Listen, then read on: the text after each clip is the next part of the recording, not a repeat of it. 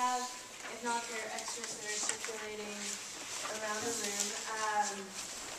This is my contact information, and I am available to you for a number of things. Those of you who are interested in pursuing graduate degrees here at Texas Tech University, I can help connect you with the programs. I also have colleagues all over the state and all over the U.S. if you need a little help, or if you just need to kind of talk through some things. There's really not much that you can ask me that's going to be surprising or unusual. Most prospective grad students have kind of the same range of questions.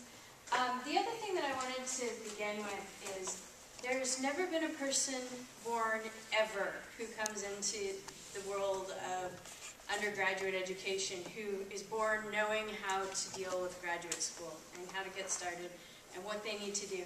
Everybody always feels overwhelmed. Everybody always feels, I've got a zillion things I've got to do. I don't have enough time to do it in.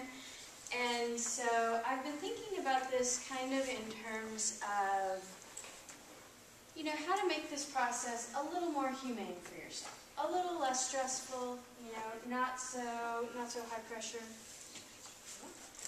You know, because the less pressure you have on yourself, the better. The other thing is, in addition to my work with the graduate school, I also am working on a PhD in higher education administration. So I'm in the reading everything phase, and then realizing how much more stuff I need to read phase, and then, so yeah, it's a fun process. But one of the things that I was reading about was talking about how most graduate departments have to make their decisions based on a scant amount of evidence. Now these are big decisions, you know, who a department admits for a master's degree or a doctoral degree. I mean, this is some life-changing stuff here, folks. You know, these are big life-changing things going on here. Now, what you want to be doing is you want to think about what you can do to give the best information to the department, the information that best represents you as a scholar, you as a future colleague, you as an individual. So this is one of the things, this is kind of the purpose of how we're going with this topic. Applying to graduate school for pretty much every graduate school is a two-stage process. And you can do both stages at the same time. The first thing you need to do, the very first thing you need to do is find out when your deadline is. If you're a domestic student, the deadline is most likely going to be the department's deadline. Some graduate schools will have deadlines, but for the most part, most grad schools only have deadlines for international students, just because there's all kinds of visa processing that has to take place. And, you know, you have to mail documents to Beijing so that a student can sit for an interview, and yeah, so that's not your problem if you're a domestic student. Now, the deadlines for your department are going to be the most important deadlines that you have. So you want to figure out when the deadline for application is. Some departments are very flexible, laid back. Many departments, not flexible. Not flexible at all. For example, one deadline that I've been talking to a lot of students about lately has been clinical psychology. They have a deadline coming up. Their deadline is December 1st for admission for fall 2012. If you do not have every single thing that they require in by December 1st, not going to happen this semester. They're not going to look at your application. You'll get hundreds of applications. So that's something that you need to really, really be thinking about when you're beginning your process. When is your deadline? Sometimes when I have deadlines, I kind of count back on my calendar so that I have an idea about how much time I have. That can be a good tool for you. Whatever tools you need to do to make sure that you're paying attention to when that deadline is. One of the other important things about deadlines, even for the departments that are pretty flexible and, you know, don't really, you know, they admit students all year round. We call that rolling admissions. Well, those departments, while they may admit you, at the last minute, they probably won't be able to fund you at the last minute. In fact, they most likely won't be able to fund you at the last minute. So paying attention to the departmental deadlines and the graduate advisor can help you with that. So you want to make sure that you're very aware of those deadlines. So with that said, applying to graduate school is kind of a two-stage process. The first stage is the general stage. And this is, we need your Apply Texas application. And all of this is handily on the inside of your thing. We need your Apply Texas application. We need your test scores, should your department require test scores. And that's the GRE, which you'll hear lots about in a minute. Or the GMAT if you're applying to the College of Business. And transcripts from any and all colleges and universities that you've ever attended. So, for example, if you spent the summer at home and took some courses at the local community college, even though they'll be reflected on your tech transcript, we're going to need that too, so that we can make sure that we need that for our records. This is an accreditation. What the graduate school's role is we process, we evaluate, and we certify that you're eligible to pursue a master's or a doctoral degree. So we don't really make a lot of decisions. The only time we make decisions is with international students if their minimum English proficiency score is below what is allowable. We don't make the decisions. The departments make the decisions. Now, on the back page of the foldy thing, that's all the departments we have. Lots of different things you could be majoring in.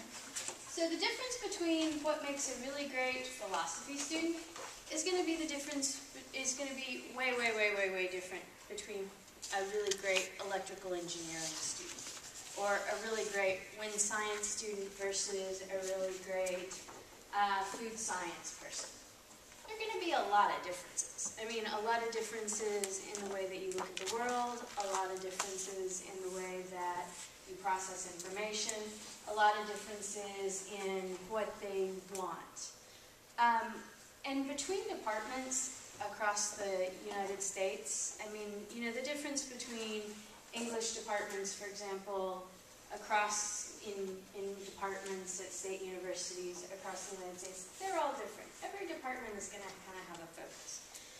So as you're going through your process of evaluating schools and deciding what school works for you, I like to think about this process as matchmaking. As an undergraduate student, you're absorbing, you're learning, you're growing, you're developing, you're bringing in a lot more information, or you're taking in, you're consuming a lot more information than you're producing. Through the Center for Undergraduate Research, you're beginning the process of producing information, which is fabulous, a fabulous way to get started. But as a graduate student, you're becoming a colleague. So one of the things that you need to be thinking about as you're looking at beginning the process of applying to graduate school is you are applying to be these people's colleagues. You're wanting to be one of their peers. They're bringing you into the discipline. And that's something that you need to be thinking about. So if the research you need to evaluate the kinds of research that's being done by the departments that you're looking at applying to, and see, is this a good fit for me? Now this is where people like me can come in. Certainly I can help you here. All universities really have recruiting coordinators or somebody with kind of a similar title, or somebody can help you. I can help you with a lot of them. We're all kind of, get to be kind of chummy after you've traveled around a fair amount with each other. But, there are people who can help to make some introductions. Another thing that you can do is Google professors who are, Google what kind of research you're interested in. Food safety research, for example. Who's doing that kind of research? Who's specializing in that in the field? Who is doing the kind of research that you want to do? You can begin a dialogue with a faculty member at another university by emailing. I would also recommend that you get started by contacting the faculty members. If there's a faculty member here on campus, who's doing research that you think is interesting, or is doing research kind of in the general area that you think is interesting, make an appointment to stop by their office hours. Email the professor. Say, I've been really enjoying, the work that the classes that we've been doing lately. Can you tell me a little bit more about, X, Y, and Z things? Begin a dialogue with this person. Guess who's on the admissions decision committees for most departments? The faculty members, the people who you're making contacts with. So, that's something that you want to make a point of distinguishing yourself. I've been making the mistake lately of asking who's the introverts in the room. How many of you consider yourself to be extroverts? So those of you who are a little more introverted, sometimes making contacts with people can be a little daunting. That's okay. This is one of those times where we work past being daunted and we persevere through. People like me can make some introductions for you, can set up appointments for you. All departments will have a graduate advisor who can help you with the process and expect to help you with the process. I mean, graduate advisors, a part of their service to the department is talking to you about what your next few steps need to be, what kind of process you need to have. But there are a lot of things that are pretty well in common. And one of the things I talked about a little bit earlier was I talked about making this process a little less stressful for you, because applying to graduate school is kind of a daunting process. It was daunting for me, and when I applied to the program that I'm in now, I have been working in my current position for 3 years. So I had 3 years of working in a graduate admissions office. I had 3 years of talking to faculty members. I had 3 years of talking to students about the process of applying to graduate school, and it was still a little intimidating. So that's okay. We get through it. What you want to do is you want to think about how to space out the stuff that you have to get into the departments in a way so that it's less stressful for you, and in a way so that you can get the best possible results. So on this white page, and there are a bunch of them floating around the room, for those of you who came in late, we'll get you one. On this white page, I gave you an optimal timeline. What does optimal mean? Ideal. Yeah, perfect. Yeah, ideal. It's, in a perfect world, you could do it this way. This would probably be the best way to do it. Probably the easiest way. It can be done faster, but this is the way that will make it the least stressful for you. It will make it the easiest for you to make sure that you have everything in, that you're not, in November realizing, oh my gosh, I need 2 letters of recommendation for this department and I need them now. It's no last minute things. It's no surprises. So I like to recommend that a student begin the process a year in advance. So say you want to begin fall 2013, begin, taking the GRE, doing GRE prep stuff, begin fall 2012. This will give you time, this will give you time. And I know you're going to talk more about the GRE. I have one tip on the GRE. If you're taking the GRE during the semester, wait until you get all of your syllabi for all of your classes so that you don't accidentally register for a GRE time. That's when you have, your most major project due ever, because that's not really the optimal way to take the GRE. And if you give yourself that kind of time, if you give yourself a year in advance, you can plan for these things. You can know, midterms are stressful for me. I tend to get a cold at midterms. I don't really want to take the GRE while having a cold, and midterms, So the way I have it kind of listed out, May, June, July, this is early. Start making contact with your graduate advisors.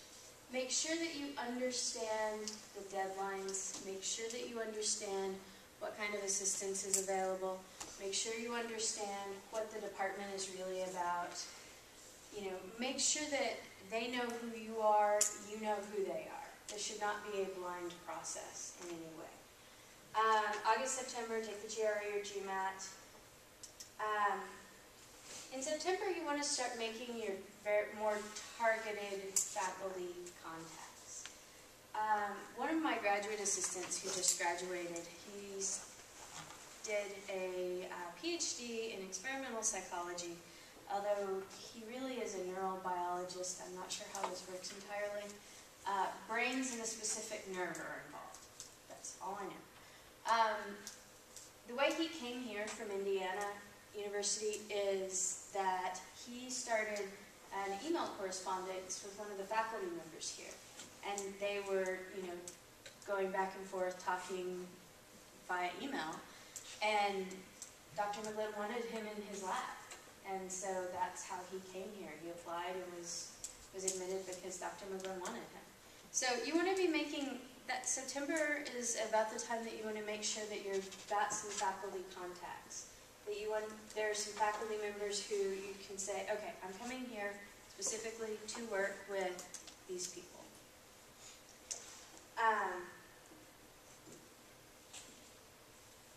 October, you want to start getting your letters of recommendation together, and if you have to do any follow-up stuff with your testing, you want to do that. Let's talk a little bit about letters of recommendation. How many of you are seniors? Seniors here? Okay, how many juniors? Sophomores? Freshmen? Yay! Okay, one of the things, how many of you have noticed those very cool scanners in the bottom, in the first floor of the library? I love those things. I have an inordinate amount of affection for those scanners. One of the things that I like about them is you can scan huge amounts of stuff, and you can email it to yourself, and you can email it to all of the members of your group. But for my purposes, you can save all of the projects that you have completed, received feedback from your faculty members on. Scan those in with the feedback, not just the saved Word file that you have on your laptop. Save it with the faculty comments. That way, when you're writing a letter of recommendation, you can put together a little portfolio for the people who are writing letters for you. And, you know, if it's been a couple of years, they can be reminded, oh yeah, this person did this great project. I thought it was better than anything I'd seen in a couple of years. And they can cite your work specifically. That makes for a good letter of recommendation. A couple of years ago, and I'm still not really sure why I got this, I got the worst letter of recommendation I've ever seen in my entire life. And I don't know why I got it, because I do nothing with letters of recommendation other than talk to people about it. They were recommending a student. I'm not sure what program the person was applying for, because that information wasn't included in the letter of recommendation. I'm not sure what school, they didn't mention a school, so this was probably just kind of a generic, they just made about four or five copies and stuck them in envelopes and sent them to unsuspecting people in graduate admissions offices around the United States. From the letter of recommendation, I gathered that the person is a very kind person who is very warm, affectionate with their friends, devoted family member, and is interested in comedy, film, and sports. Thinking, that's most people. That says nothing about the person whatsoever. I've never seen a letter that had less content about a person. I have some tips about asking for letters of recommendation, and this is kind of, people have a hard time asking for letters of recommendation. And part of my theory on this is we're all kind of raised to be sort of self-effacing. We'll not ask for praise, not ask for compliments, not fish. Well, we're fishing here. We're fishing and we want good fish. So the way you want to start this is ask somebody directly, can you write a strong letter of recommendation for me? This is a totally acceptable thing to do. This is a totally expected thing to do. A faculty member will appreciate it because, and the other thing is, if somebody doesn't know you well enough and can't say, you know, I'm sorry, I don't know you well enough to write a strong letter of recommendation, this is a gift. It doesn't feel like a gift at the time, but keep on moving. You know other people. Because you are better off not having a letter. It's much better to have a letter from somebody else than it is to have what we call it in the business is damning by faint praise. You know, somebody who says something that's, you know, just so mediocre and milquetoast and not there that they might as well say you tried to set the trash can on fire once. I mean, you know, you really want the strong letter of recommendation. Having a project that, you know, especially if it's been a couple of years, having a project with the professor's comments on it will help to build that strength. Now, one of the things on this list you'll notice at the end is do not ask for a letter of recommendation in December or May. Guess why? Yes. They're really busy. They're wrapping up their semesters. They're trying to make sure that their labs survive over a couple of weeks break. They're wrapping up grant things.